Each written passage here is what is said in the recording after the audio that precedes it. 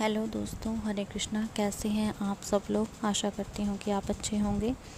दोस्तों, जैसे कि आपको पता ही है कि ये पितृपक्ष का समय चल रहा है और कल पितृपक्ष की दशमी का दिन है।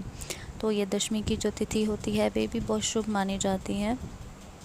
और पितृपक्ष की दशमी तिथि के दिन आपको करने के लिए मैं एक बहुत आसान उपाय बताने वाली हूँ।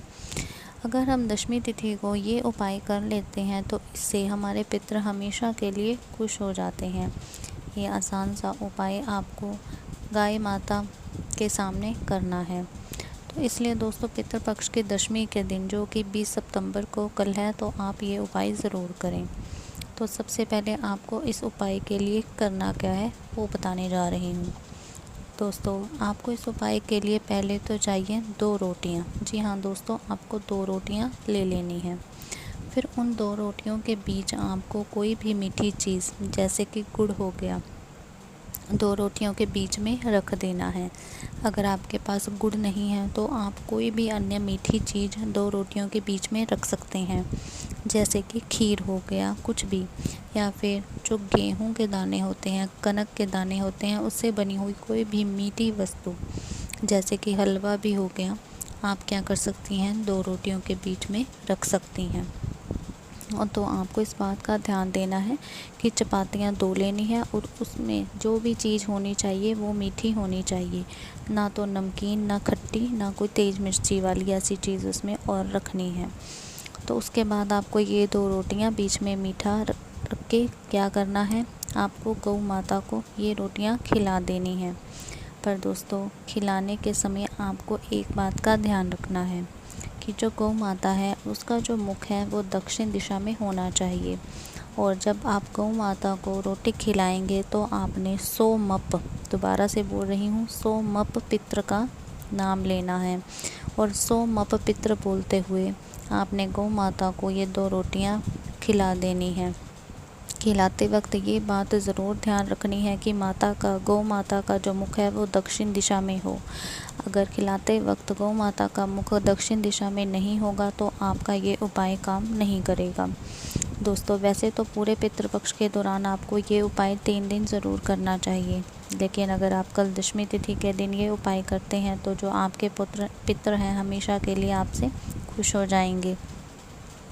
और हाँ दोस्तों, आप ये भी सोच रहे होंगे कि इसमें बार बार ये क्यों कहा जाता है कि दक्षिण दिशा इतनी ज़रूरी है कि अगर आप किसी भी गाय को खाना खिला रहे हैं, रोटी खिला रहे हैं, तो उसका मुख दक्षिण दिशा में होना चाहिए। दोस्तों, पितरों के लिए जो दक्षिण दिशा है वो बहुत ही शुभ मानी जाती है। इसीलिए अगर गौ माता का मुख दक्षिण दिशा में होगा और तब उनके मुख में ये रोटी जाएगी तो ये रोटी सीधा आपके पितरों के मुख को जाएगी। तो इसीलिए दक्षिण दिशा का पितृ पक्ष में इतना ज़्यादा महत्व माना गया है। तो इससे आपके पितृ आपसे बहुत ज़्यादा प्रसन्न होंगे, कभी भी आपसे नाराज़ नहीं रहेंगे। तो आपके मन में ये भी सवाल होगा कि अगर पितरों को खुश कर लिया तो इसमें ऐसा क्या बड़ी बात है? नहीं दोस्तों, ये बहुत बड़ी बात है। पितरों को प्रसन्न करना कोई छोटी बात नहीं है। अगर आप पितृपक्ष में पितरों को प्रसन्न करते हैं तो इससे आपके घर में बहुत ही सुख संपत्ति आती है, धन धान्य की कोई कमी नहीं रहती है। इसीलिए पितृपक्ष का समय आप अपने पितरों को प्रसन्न करने में लगाएं। कोई भी ऐसी त्रुटि ना करें जिससे कि उनको तकलीफ़ पहुँचे। अगर आप अपने पितरों को खुश करते हैं तो इससे आपके घर के जो भी कष्ट हैं, आपके घर में कोई भी बीमारी, कोई दुख, कोई क्लेश जो काफ़ी समय से आपके घर में लंबे समय तक चलता आ रहा है, आपके लाइफ की कोई भी समस्या है, आपके घर में अगर दिन ब दिन पैसे की जो कमी है वो बढ़ती जा रही है, आपकी सक्सेस रुकी हुई है, आपकी संतान प्राप्ति नहीं हो रही है और आपके बच्चों की शादियों में विलम्ब आ रहा है, घर में क्लेश बहुत दिनों दिन बढ़ता जा रहा है, तो ऐसे सारे जो कष्ट और दुख हैं आप इनसे छुटकारा पा सकते हैं, क्योंकि इन सब का कारण होता है कि आपके पितृ आपसे रुष्ट हैं। इस पितृ पक्ष में आप अपने पितरों को प्रसन्न करने का ये मौका बिल्कुल ना गंवाएं।